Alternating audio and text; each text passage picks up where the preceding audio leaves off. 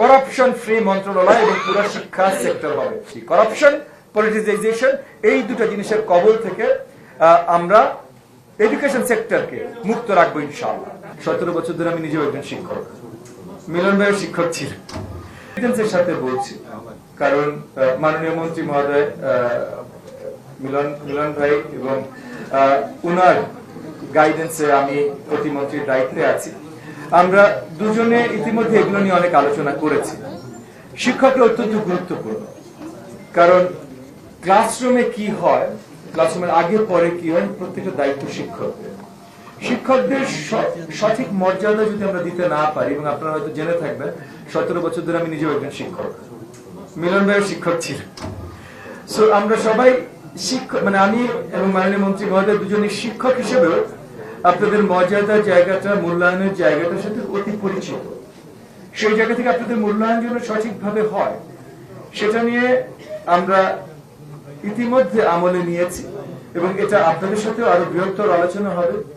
আমি একটা জিনিস গুরুত্ব দিয়ে বলবো যে এখন আপনারা আস্থা রাখতে পারেন, সকল কাজগুলো হবে, সকল মূল্যায়নগুলো হবে, শুধু আপনাদেরকে একটু সময় দিতে হবে। কারণ আমি এবং মন্ত্রী মহোদয় আমরা হুটহাট করে কিছু করতে চাই না। আপনাদের সাথে আলোচনার মাধ্যমে আমরা পলিসিগত চেঞ্জ এমন ভাবেই আনতে চাই যে আগামী 5 বছর পর, 7 বছর পর বা 8 বছর পর আবার এইভাবে করে আপনাদের এখানে না আসতে হয়। তখন আমরা দায়িত্ব থাকি, আর যেই দায়িত্ব থাকুক আপনাদের জন্য না আসতে হয়। সো এমন সলিউশনসে আমরা আসতে চাই যে সলিউশনস গুলো লং টার্ম এফেক্টিভ হতে পারে। আর লং টার্ম এফেক্টিভ সলিউশন আপনারা শিক্ষক হিসেবেও, জ্ঞানী মানুষ হিসেবে আপনারা জানেন যে হঠাৎ করে হবে না। আপনাদের অনেকগুলো দাবি আছে, কারিকুলাম রিলেটেড দাবি তো অত্যন্ত যৌক্তিক।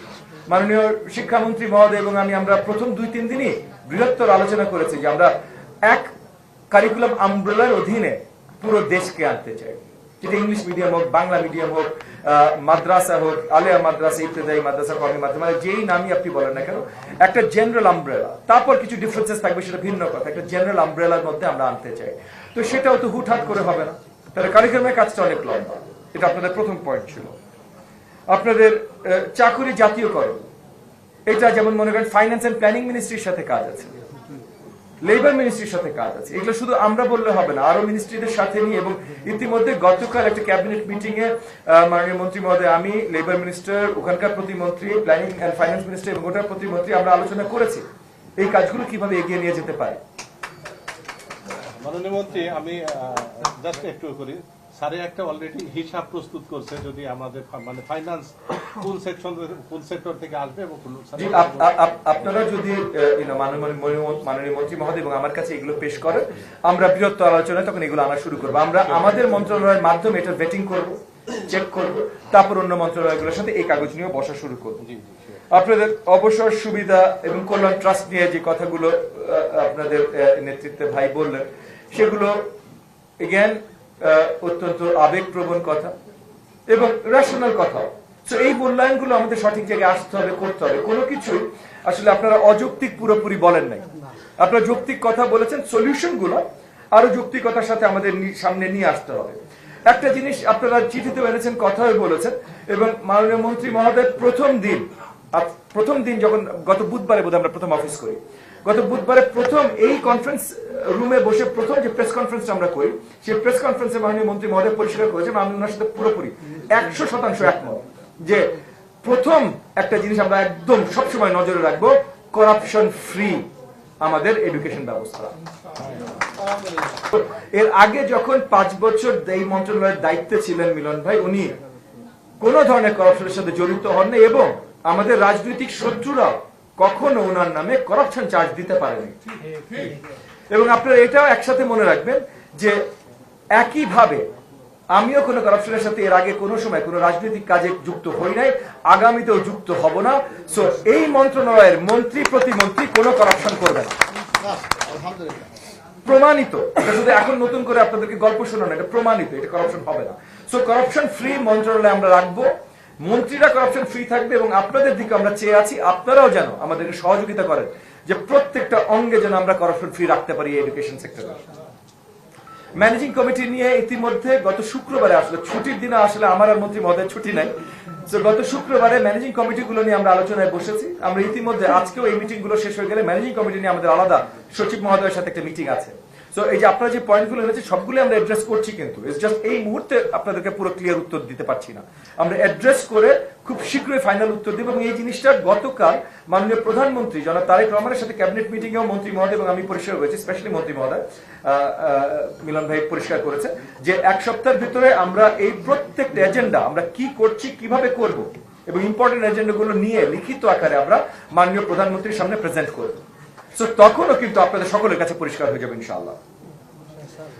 বাকি এনটিআরসি নিয়োগ নিয়ে কথা বলেছেন, এটা নিয়েও আমরা সচিবদের সাথে কথা বলেছি এবং এইখানে আমাদের তিনটা ভিন্ন যে ডিভিশন আছে, মানে আমাদের মাদ্রাসা অ্যান্ড আপনার vocational education, secondary and higher education আর প্রাইমারি এবং গণশিক্ষা, এই তিনটা রিলেটেডই টিচার ট্রেনিং এবং টিচার অ্যাক্রিডিটেশন এগুলো রিলেটেড আমরা বৃহত্তরভাবে কাজ করবো। এই তিনটাও আমরা কিছু দূর সিমিলারিটি আনতে চাই। আমরা এক মন্ত্রণালয়ের অধীনে তিনটা পুরোপুরি ভিন্ন হতেই পারে, কিন্তু অ্যাটলিস্ট কাঠামোগতভাবে যেন পুরোপুরি ভিন্ন না হয়। যে স্টুডেন্টের জন্য যদি কারিকুলাম সিমিলার হয় তাহলে শিক্ষকের জন্য কিছু দূর সিমিলারিটি আমরা রাখবো।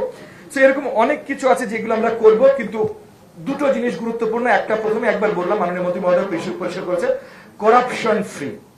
করাপশন ফ্রি মন্ত্রণালয় এবং পুরো শিক্ষা সেক্টর হবে। এবং দ্বিতীয়ত পলিটিসাইজেশন।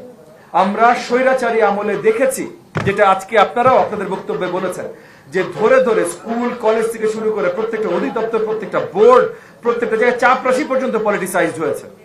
এইটা আমরা আর হইতে দিব না।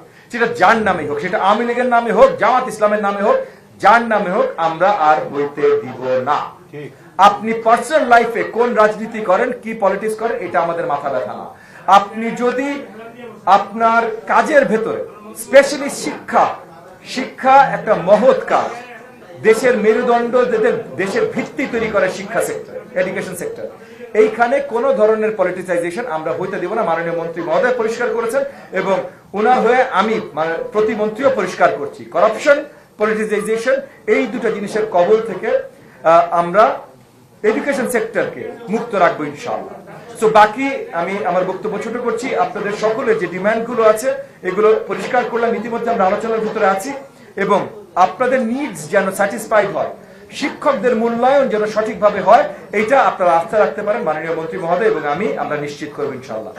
আবারও আপনাদের সকলকে এবং মাননীয় মন্ত্রী মহোদয় এবং আজকে আমাদের মিডিয়া ভাই বোনেরা যারা আছেন সকল